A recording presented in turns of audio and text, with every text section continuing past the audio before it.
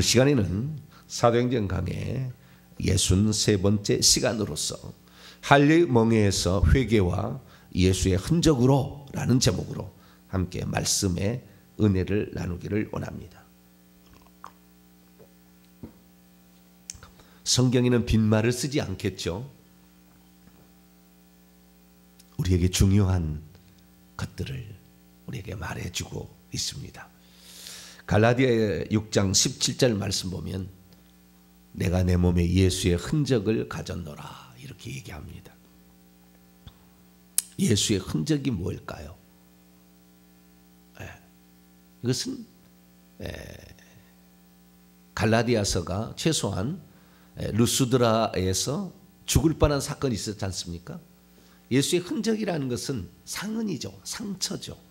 예수 그리스도의 복음을 전하면서 받았던 그런 상처. 그러니까 그 돌로 맞아가지고 이마가 깨졌든지 어디가 찢어졌든지 여기가 뭐 있지 않겠습니까? 사람이 그냥 죽었다고 판단하지는 않잖아요. 그래서 루스드라에서 바울이 1차 전도여행 AD 49년경에 48년 후반이나 48년 초 49년 초쯤에 경험했던 루스드라에서 당한 일을 그래서 자신의 몸에 나 있는 상처를 가지고 나는 예수의 흔적을 가졌다 이렇게 얘기를 하고 있을 거라고 거의 확실시됩니다. 그래서 우리는 사도 바울이 썼던 갈라디아서가 이 어떤 책인가라는 것을 짐작을 할 수가 있죠. 짐작을 할 수가 있죠. 이방인들에게 복음을 증언하고 유대인들에게 복음을 증언했지만 유대인들은 그 복음 듣기를 거부하고 핍박자로 나섰죠. 바울을 모세의 율법을 지키지 않는다. 그리고 하나님의 아들이 있다라는 그 말을 인정할 수 없다라고 해서 바울을 핍박했고 그런 핍박 가운데 그래도 의연하게 복음을 증언했더니 따르는 표적으로 함께하사 그 복음을 잘 증언할 수 있도록 하나님께서 도와주셨죠. 그래서 그 결과로 각 성에 이제 교회를 세우고 장로들을 세워서 돌아왔지만 유대인들 중에 믿는 이들이 이제는 또 문제를 일으키는 겁니다. 이건 유대인들이지만 유대인들 중에서도 예수님을 믿는 자들이 가가지고 예수만 믿어서는 안 되고 할례도 받아야 된다. 안식일도 지켜야 되겠다. 음식도 가려 먹어야 된다. 이방인과 접촉해서는 안 된다. 막 이런 식으로 너희들이 이방인이 되려면 그 이방인에서 그리스도인이 되려면 당연히 할례를 받고 유대인 돼야 된다. 이런 식으로 이제 전하고 다닌 거죠. 그러니까 교회가 다시 흔들리게 됐습니다. 그래서 이 문제를 바울은 단지 그냥 안디옥에 그런 종류의 사람들이 와서 미혹하는 정도로 끝내는 게 아니라 교회적으로 이것을 정확히 정리할 필요가 있어서 바나바와 몇몇 사람들과 더불어서 예루살렘을 방문하게 됩니다. 그래서 그 예루살렘을 방문했던 그 내용을 기록을 해놨어요. 방문했다고 기록을 해놨습니다. 그래서 갈라디아서 자 열어볼까요? 갈라디아서 2장 1절부터 보게 되면 할례 문제로 여기도 상당히 그 할례 문제가 그때 가장 중요한 이슈였지 않습니까? 2장 1절 보면 14년 후에 이제 그가 변화돼서 3년 만에 예루살렘에 가서 게바를 신방했을 때 바나바가 중재를 해가지고 그때 소개한 뒤로부터 14년이 지난 후에 이게 AD 49년경이죠. 내가 바나바와 함께 디도를 데리고 몇몇 사람들 중에 한 사람이 디도였을 거예요. 디도를 데리고 다시 예루살렘에 올라갔나니 계시를 따라 올라가 내가 이방인들 가운데서 전파하는 복음을 그들에게 이렇게 했다 제시를 하고 유력한 자들에게 사사로이 하였다.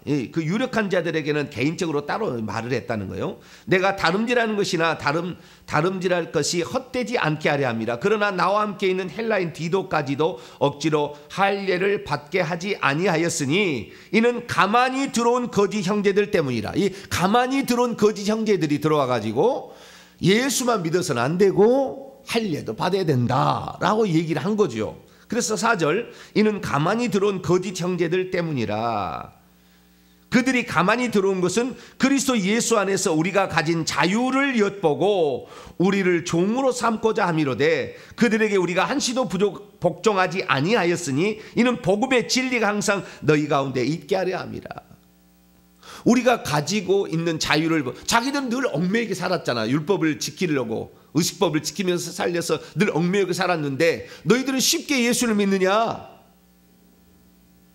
너희도 당연히 할 일을 행하고 안식일을 지켜야지. 이런 식으로 이제 얘기를 하는 거죠. 그래서 이 이방인들이 예수 그리스도를 믿음으로 의롭다함을 받고 칭의도 받고 그 다음에 영생도 얻는 이 구원의 과정에 동참하고 있는 것을 시기 질투하는 그리스도인들이 있었던 거죠.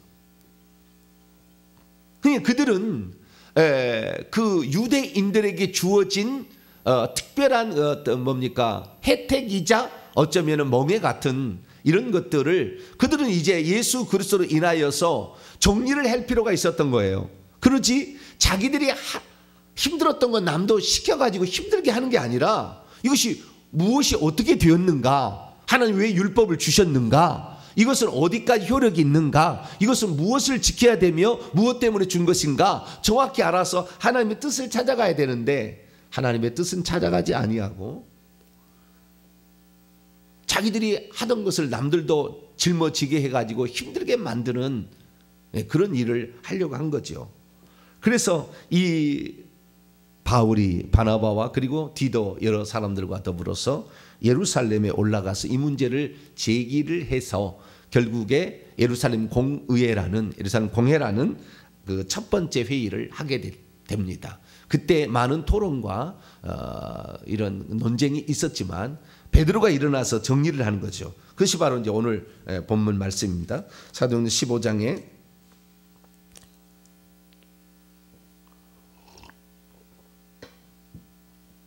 7절부터 보게 되면 베드로가 일어나서 말하죠. 형제들아 너희도 알거니와 하나님이 이방인들이 내 입에서 나오는 그 복음의 말씀을 들어 믿게 하시려고 오래전부터, 이 원문은 옛날부터예요.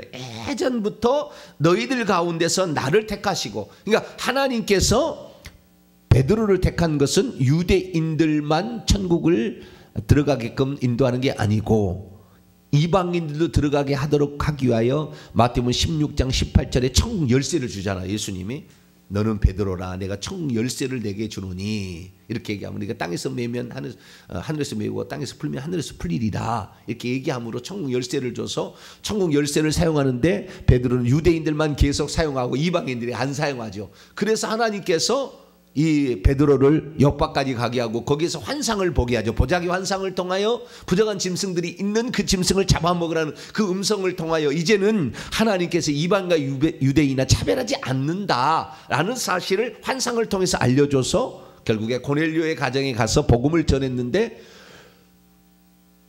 할례를 안 받아도 성령을 받는 것이고 아직 세례도 주지 않았는데도 성령을 받는 거죠. 말씀을 듣는 중에 성령이 내려와 가지고 이 사도행전 10장에 읽어보게 되면 성령을 받아서 방언을 말하고 하나님을 높이고 이런 일을 하게 되는 거죠. 그러자 이 베드로가 이제 생각을 여는 거예요. 하나님은 유대인이나 이방이나 차별하지 않으시는구나. 이제는 누구든지 예수 그리스도에 대한 믿음을 통해서 성령을 받는 것이 결국에 구원의 확실한 표징이죠. 성령을 받게 되는구나 라는 사실을 알게 됐어요. 그래서 사도행전 15장 9절 믿음으로 그들의 마음 이방인들의 마음을 깨끗하게 하사 그들이나 우리나 차별하지 아니하셨다. 그런데 10절 지금 너희가 이 바리새파 그리스도인들이죠. 할 일을 행해야 된다라고 주장하는 그리스도인들 너희가 어찌하여 하나님을 시험하여 우리 조상들과 우리도 능히 매지 못하던 멍에를 이 이방인 제자들의 목에 두려고 하느냐. 우리나 그들이나 동일하게 주 예수의 은혜로 구원을 받는 것을 나는 믿는다 라고 정리를 해줬습니다. 그래서 바울의 복음 전파관 다시 말해 바울의 구원관이 틀리지 않았다. 이방인들은 할례 안 받아도 되고 안식일 안 지켜도 된다. 그래서 예수 그리스도를 믿음으로 자신의 죄를 인정하고 예수 그리스도를 믿음으로 예수님의 은혜가 우리에게 주어짐으로 우리는 구원을 받는다. 그러니까 우리가 구원 받는 것은 오직 예수 그리스도의 은혜뿐이에요. 구약 성경의 시대의 사람들은 전부 다 오실 메시아를 믿어서 구원을 받은 것이고 우리는 오신 메시아를 믿어서 구원을 받게 되는 것이죠. 그러면 여기에서 우리가 생각해 볼 것이, 그러면 베드로가 율법이라는 것을 뭐라고 했냐면은 멍에라고 얘기를 했잖아요. 우리도 능히 지지 못하는 멍에. 멍에라는 것은 소 꼬투리를 꿰가지고 이렇게 옴죽달싹을 못하게 만들어서 그 주인이 이끄는 대로 이끌어 가려고 만든 코에다가 뜬 소 콧뚜레 같은 걸 멍에라고 얘기를 하잖아요. 그래서 그 멍에라는 것은 자유롭게 이렇게 안 된다는 거예요. 그 주인이 이렇게 왼쪽으로 오른쪽으로 하면 이렇게 아프니까 막 땡기면은, 그렇게 해서 그렇게 하는 것듯이 그의 이스라엘 사람들에게는 자신들을 올가매는 것으로 이렇게 인식되어진 어떤 용어가 멍에죠. 근데 멍에라는 그 말을 바울이 먼저 쓴 게 아니고 베드로가 먼저 썼어요. 그러자 바울도 이 멍에라는 용어를 씁니다. 갈라디아서 5장 1절이에요. 이때 바울이 베드로의 설교를 아주 인상 깊게 들었던 것 같아요. 그래 그대로 남겼어요. 갈라디아서가 바로 그때의 공회석상에서 결정한 내용들을 그대로 이렇게 표현해 주는 거예요. 편지예요. 자, 5장 1절입니다. 5장 1절 시작. 그러므로 우리를 자유롭게 하려고 자유를 주셨으니 그러므로 굳건하게 서서 다시는 종의 멍에를 내지 말라.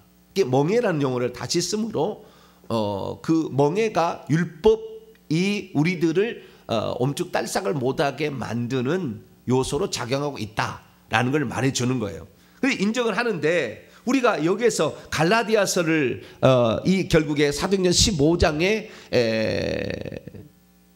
예루살렘 총회의 결정을 수용한, 그러니까 바울의 복음 전파관이자 구원관이었는데 베드로가 그것을 시인해주고 인준을 해줌으로 말미암아 이제 확실하게 되어서 갈라디아서에 이것을 써서 넣어놨어요. 그런데 우리가 이 갈라디아서 읽으면서 수많은 사람들이 오해하는 것, 지금부터 이제 약 조금만 이제 더 시간이 중요한데 이때 또 중요한 겁니다. 이 멍에라는 것에 사람들이 그래서 어떤 생각을 해버리냐면은, 갈라디아서만 읽게 되면 어떤 생각을 하게 되냐면 율법은 그리스도인들에게 멍에다. 그렇기 때문에 우리는 이 멍에를 빨리 벗어버려야 된다. 그래서 이 멍에를 벗어버려야 된다는 것을 통해서 더 확대해 나가면 우리는 율법을 지킬 필요가 없다까지 갑니다. 이제 이게 나가가지고 우리는 율법을, 이방인들은 율법을 지킬 필요가 없다. 우리는 예수만 믿으면 된다 라는 것으로 이제 오해를 하는 거예요. 그렇게 얘기를 하지 않았어요. 그렇게 얘기를 하지 않는데 그렇게 오해를 하게 되는 것으로 갑니다. 그럼 왜 이렇게 되는 것이냐? 이 많은 사람들이 제가 얘기를 합니다. 여러분, 우리가 예수 그리스도를 믿는 것만으로, 믿는 것은 이 구원의 시작이고 구원의 여정의 시작이고, 우리가 결국에 천국에 들어가려면 우리가 지은 죄를 회개해야 들어갑니다. 그렇게 얘기를 제가 하니까 당신도 똑같이 율법주의자다라고 저를, 행위주의자라고 저를 이렇게 막 나쁘게 평가하는 이런 사람들이 있어요. 그건 뭐냐면 예수를 믿는 것으로 모든 것은 끝났다는 거예요. 끝났다는 거예요. 구원도 끝나고 이미 예수 그리스도를 믿었기 때문에 나는 죄 사함이 끝난 것이고 나는 구원도 끝났다는 거예요. 자기들은 그렇게 생각을 하는 거죠. 근데 실상을 알아야 되잖아요. 실상을. 천국에 과연 누가 들어가느냐? 아직 죽어보지 않았기 때문에 자기는 그렇게 주장할 수 있어요. 실상이 어떤지, 예수 그리스도를 믿어도 얼마나, 약 90%가 예루살렘 성 안에 못 들어가고 밖으로 쫓겨나서 지옥으로 떨어지고 있는데, 그걸 모르니까, 실상을 모르니까 자기가 그냥 생각하는 것을 확대해서 얘기를 하는 거예요. 그러면 무엇을 오해했느냐 이거예요. 그것이 지금 예수 그리스도를 믿으면 율법을 안 지켜도 된다. 율법하고는 빠이빠이. 나는 율법하고 상관없어. 그건 유대인들이 하는 것이지 우리 이방인들은 예수만 믿으면 되는 거야. 율법 빠이빠이. 만약에 이것이 맞았다고 한다면 구약의 39권을 왜 성경책으로 지어라? 유대교의 경전인데. 유대교의 경전을 왜 구약 성경을 여기다 기록을 해놨겠어요? 여기다가 성경책이라고 하나님 우리에게 주셨겠냐고. 한번 생각을 해봐야 되잖아요. 이거 필요 없지 뭐. 그래서 초기에 이단이 뭐였냐면은 구약의 율법을 빼자 해가지고 구약 성경을 다 뺐다고요. 초창기에. 그런 이단이 있었어요. 심지어 이 율법을 지키는 이 행위는 믿음으로 말미암아 나타난 당연한 결과여야 한다고 얘기하는 야고보서를 성경에서 빼자. 갈라디아서하고 로마서 이 두 가지는 믿음으로 의롭다함을 얻는데 이 야고보서를 보게 되면 그렇지 않다. 이 야고보는 신약 성경이 될 수 없다. 사도적 저작이 아니다라고 빼자 하는 사람이 루터예요. 종교개혁자.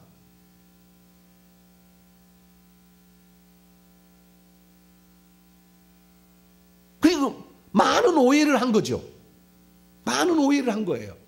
그러면 무엇이 이들을 이렇게 잘못되게 했는데, 잘못 오해를 하고 그 다음에 확장을 해서 율법 무용론을 주장하는 거죠. 우리가 율법을 지키자는 얘기가 아니고요. 율법 무용론을 주장하기 잘못했다는 지금 얘기하는 거예요. 제가 무슨 안식일을 지키자, 제가 할 일을 행하자, 제가 제사를 드리자, 음식을 가려 먹고 돼지고기를 먹지 말자, 문어를 먹지 말자, 이런 얘기하는 거 아니잖아요. 여기서 심각한 잘못된 확대, 이 말씀에 대한 잘못된 확대 해석을 통하여 예수만 믿으면 끝난다, 이런 식으로 이제 얘기를 한 거예요. 물론 예수 그리스도를 믿지 않고 우리가 자유를 얻을 수 있으며 칭의를 얻을 수 있으며 영생을 얻을 수 있겠습니까? 불가능한 거죠. 근데 왜 이렇게 잘못됐느냐? 여기에서는 딱 한 가지의 그 키포인트를 잃어버린 것입니다. 자, 갈라디아서 다시 3장으로 넘어와서 구원을 받은 표는 뭐라고 그랬죠? 성령이 그 속에 있느냐, 이걸 하지 않습니까? 자, 1절부터 3절까지 말씀을 3절이나 5절까지 말씀을 한번 읽어보죠. 시작. 어리석도다 갈라디아 사람들아, 예수 그리스도께서 십자가에 못 박히신 것이 너희 눈앞에 밝히 보이거늘 누가 너희를 꾀더냐. 이것은 율법도 지켜야 된다는 말에 넘어갔다는 거예요. 아시겠죠? 할 일을 받아야 되는데 할 일을 받아야 된다고 이렇게 넘어갔다는 거예요. 꾀더냐. 2절 시작. 내가 너희에게 다만 이것을 알려 하노니 너희가 성령을 받은 것이 율법의 행위로부터냐 혹은 듣고 믿음으로부터냐. 너희가 이같이 어리석으냐. 성령으로 시작하였다 이제는 육체로 마치겠느냐. 너희가 이같이 많은 괴로움을 헛되이 받았느냐. 과연 헛되냐. 너희에게 성령을 주시고 너희 가운데서 능력을 행하게 하시는 일의 일이 율법의 행위로에서냐 혹은 듣고 믿음에서냐. 이게 율법의 행위와 그 다음에 듣고 믿음, 이게 믿음과 행위라는 것의 차이를 나눴지 않습니까? 근데 많은 사람이 지금까지도 그리스도인 중에 헷갈려하는 것은 뭐냐면, 예수 그리스도께서 마태복음 7장에 누구든지 주여 주여 하는 것 처음에 들어가게 하나님의 뜻대로 행하는 자라야 들어가리라, 이것을 부정해요. 부정해. 예수만 믿으면 된다. 그래서 아버지의 뜻대로 행하는 자라야 천국에 들어가리라. 행위구원론이다. 그래서 예수님을 행위구원론자로 매도해서 신약 복음서의 말씀을 거부하고 갈라디아서 말씀만을 가지고 얘기를 하는 거예요. 왜? 우리는 듣고 믿음으로 성령을 받은 것이지 율법의 행위로 한 것이 아니다라고 얘기를 하는 거예요. 근데 여기에 율법의 행위라는 의미가 무엇인지를 정확히 이해를 못함으로 이렇게 예수님의 말씀까지 부정해 버리려고 하는 그런 상태로 결국에 빠지게 되는 것이죠. 그럼 율법의 행위가 뭐냐라는 거예요. 율법의 행위. 율법의 행위라는 것은 이 갈라디아서 정확히 명시를 해놨어요. 율법의 행위란 뭐냐? 율법 전체를 말하는 게 아니에요.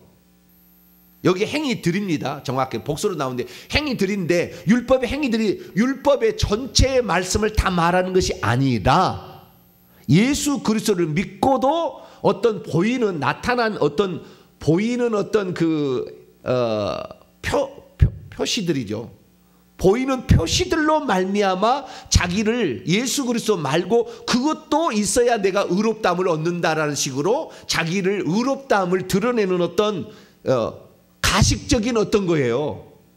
그게 우리가 의롭다함을 받고 우리가 영생을 얻고 이 천국에 들어가는 것은 100% 예수 그리스도를 믿음으로 그분의 의가 전가되는 것이고 성령이 우리에게 오셔서 영생을 얻는 거죠. 그런데 그것 말고도 내가 이렇게 함으로 더 의롭다함을 얻다는 거예요. 내가 너희들은 예수만 믿지만 나는 할 일을 행해서 나는 더 의로워. 나는 안식일을 지키기 때문에 너보다 더 의로워. 그래서 그 의로움을 어떻게 해요? 어떤 외적인 표식을 통하여서 자기가 드러내려고 하는 그것을 율법의 행위라고 그러는 것이지, 우상 숭배하지 말라, 간음하지 말라, 내 부모를 공경하라, 거짓말하지 말라, 이것을 지키지 말라는 얘기가 아니라고요. 그러니까 이 많은 사람이 지금까지 그리스도인 중에서 루터까지도 헷갈렸던 것은 뭐냐면 잘못 성경을 오해한 겁니다. 그래서 갈라디아에서 우리가 그러면은 예수 그리스도 말고 다른 것을 더 충만해서 의롭다함을 얻으려 하는 그게 뭐냐를 것을 얘기를 해놨는데, 그것이 우상 숭배하지 말라라는 것을 지킴으로 의롭다함을 얻었다, 이게 아니라는 거예요. 나타난 어떤 표식, 사람들에게 그것을 통해서 더 자기가 의로운 척할 수 있는 어떤 것들을 율법의 행위라고 명했다는 거예요, 바울은. 자, 그럼 그게 뭐냐? 자, 갈라디아 4장으로 넘어갑니다. 이게 갈라디아서를 제대로 이해하지 못하면 이런 오해를 하게 되는 거예요. 그래서 율법 무용론자가 되는 거죠. 자, 갈라디아 4장 9절로 10절인데요. 이해를 위해서 8절부터 이방인들에게 지금 해당하는 겁니다. 이방인들. 자, 8절부터 11절까지 말씀을 읽어보면 이해가 될 겁니다. 시작.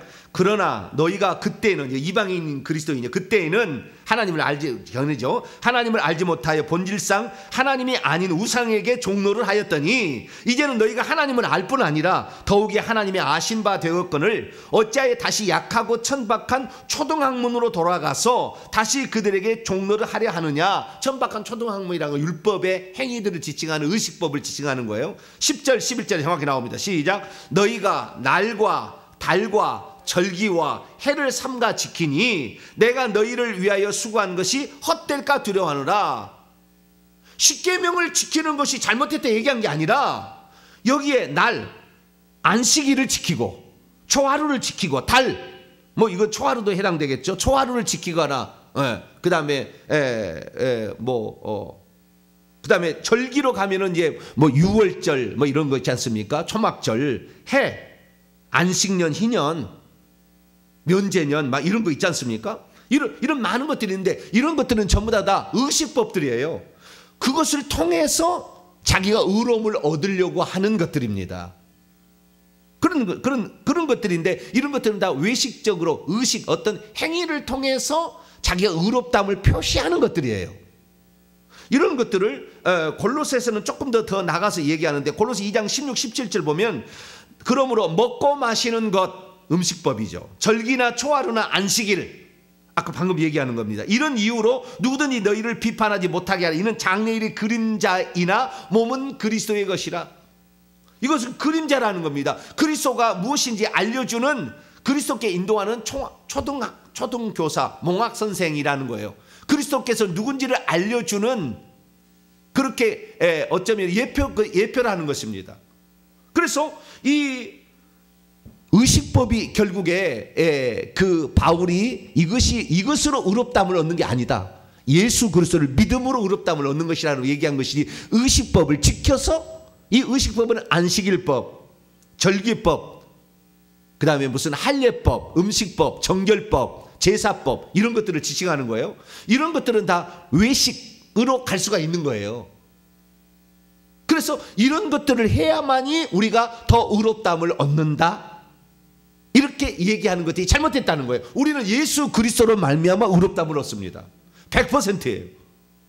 이런 것들은 안 지켜도 아무 상관없는 거예요. 그래서 예수 그리스도께서 오심으로 말미암아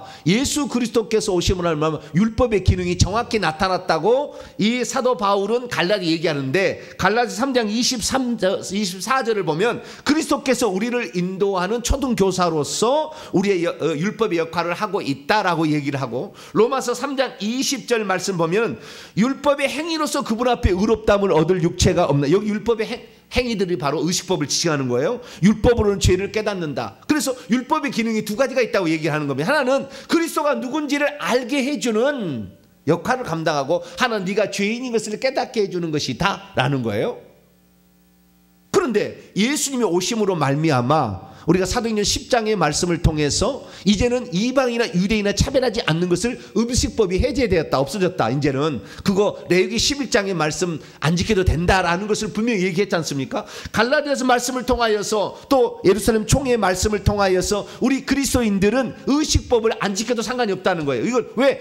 의식법은 그리스도가 누군지를 소개해주는 예표였어요. 그래서 예수님이 오셔서 완성해버렸기 때문에 의식법은 이제 지키지 않아도 되는 거예요. 쉽게 말해서 오늘날에 우리가 안식일을 지키지 않아도 죄가 안 되는 것이고, 할 일을 행하지 않아도 죄가 안 되는 것이고, 고등어를 먹어도 죄가 안 되는 겁니다. 비늘이 없는 생선을 먹지 말라고 율법은 돼 있으나 이제는 그것이 해제됐다는 거예요. 우리가 제사를 안 지내도 이 죄가 안 되는 것이고, 우리가 초막절을 안 지켜도 죄가 안 되는 거예요. 왜? 그건 다 예수님이 누군지를 설명하잖아요. 그래서 마태복음 11장 28절 이하에도 수고하고 무거운 짐진 자들아 다 내게로 오라. 내가 너희를 쉬게 하리라. 내가 너에게 안식을 주리라. 내가 안식일이다.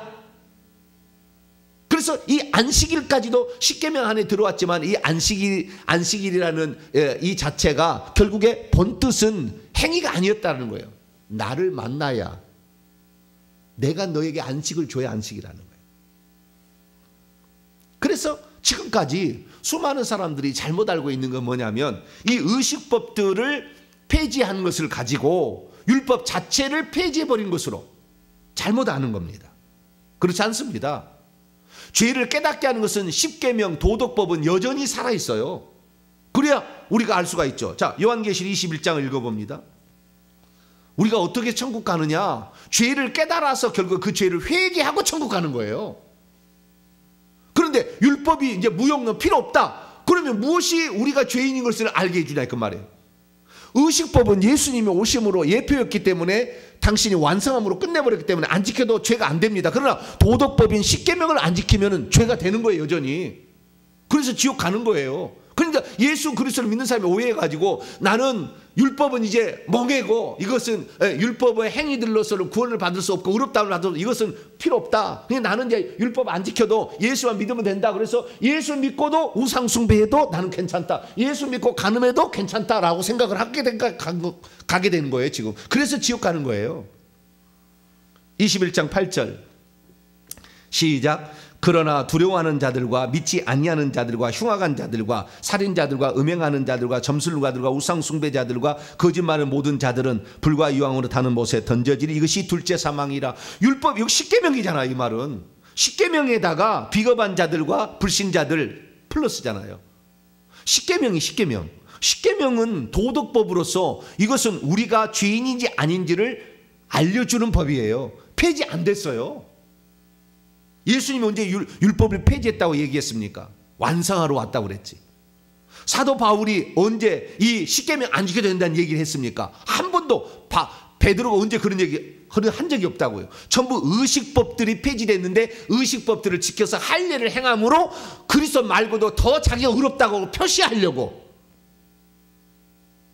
그거 아니다라는 거죠. 예수 그리스도 뿐이지. 그거 아니다고 얘기하는 거잖아요. 그러나 도덕법은 폐지되지 않았기 때문에 여전히 십계명을 지키지 않으면 죄가 되는 거예요. 그런데 십계명을 안 지켜도 이제는 죄가 안 된다. 십계명을 어겨도 상관이 없다. 이것이 구원파인 것이고, 이것이 오늘날의 한 번 구원 영원 구원이라고 얘기를 하는 거예요. 그래서 결국에 자신은 회개 안 해도 된다는 거예요. 나는 예수 그리스도를 믿음으로 이미 끝났다. 저주가 끝났다는 거예요. 그러나 우리는 요한계시록 22장 14절 말씀처럼 자기의 두루마리를 빠는 자들이 복이 있나니 이는 그들이 생명나무에 나가며 문들을 통하여 성에 들어갈 권세를 받으려 함이라. 새 예루살렘 성에 들어가면 자기의 두루마리 더럽혀진 옷을 날마다 빨아야 된다. 예수의 피로 회개를 해서 돼야 된다는 거예요. 그래서 사도 바울은 뭐라고 갈라디 얘기하느냐, 우리가 예수 그리스도를 믿음으로 성령을 받았다면 의식법은 안 지켜도 그게 죄가 안 되니까 이제는 이거 상관없다 이거예요. 우리는 뭐요? 그리스도의 십자가만을 자랑하자. 그분 때문에 모든 것을 다 우리가 이제 용서를 받고 자유롭게 되지 않았느냐. 의식법에 할례 안 지켜도 돼, 할례 안 해도 되는 거 다 이제 자유롭게 되지 않았느냐. 예수 그리스도 때문에. 그러나 그 예수 그리스도를 전하는 일에 우리가 일평생에 어떻게 헌신을 해서 그분이 이렇게 자유를 준 것을 모든 사람이 알 수 있도록 전할 때 우리는 핍박을 받게 되고, 그래서 때로는 예수 믿는 것 때문에 핍박과 고난 때문에 예수의 흔적이 우리에게 있다. 그래서 결국에 제가 설교 제목을 뭐라고 잡았느냐, 할례의 멍에에서 이제 이게 벗어버렸잖아요. 이미 끝났잖아요. 할례는 안 받아도 되잖아요. 할례 대신에 세례라는 것으로 약간 변형이 됐지만 할례 안 받아도 되잖아요. 의미가 중요한 거잖아요. 나중에 할례 또 얘기했습니다만은. 그리고 회개하고 예수의 흔적으로까지 넘어가는, 그래야 천국에서 상을 받게 되는 거죠. 그런데 지금 교회는 뭡니까? 회개도 빠졌고 예수 그리스도에 충성할 필요가 뭐가 있어? 이미 우리는 구원 받았는데 적당히 살아, 이렇게 돼버린 거예요. 그게 아니라는 것을 우리가 정확히 알고, 우리는 이제 할례 멍에는 벗었으니 예수 그리스도를 그 믿는 믿음에다가 회개를 날마다 해서 죄는 없애고 깨끗하게 자기 두루마리를 만든 다음에, 아니 더 나아가서 천국에서 천국 집과 보좌자리 차지하기 위해서 면류관을 얻기 위해서는 충성하는, 그래서 예수 그리스도의 복음을 증언하다가 핍박을 받는 것을 기쁨으로 아는, 예수의 흔적을 자기 몸에 소유하는 복된 성도로 나아가게 되기를 간절히 바랍니다. 거룩하신 하나님 감사합니다. 수많은 그리스도인들이 성경을 잘못 해석하여서 율법 무용론을 주장합니다. 그러나 그것이 아니었다는 것을 우리가 분명히 알고 오늘 날마다 도덕법을 통하여 우리의 죄를 회개하고 더 거룩해질 뿐만 아니라 그리스도께서 이렇게 중요한 자유를 주신 것을 만방에 전하는, 그러면서 받는 핍박을 기쁨으로 받아들일 수 있는 우리 모두가 되게 해 주옵소서. 우리 주 예수 그리스도의 이름으로 기도하옵나이다.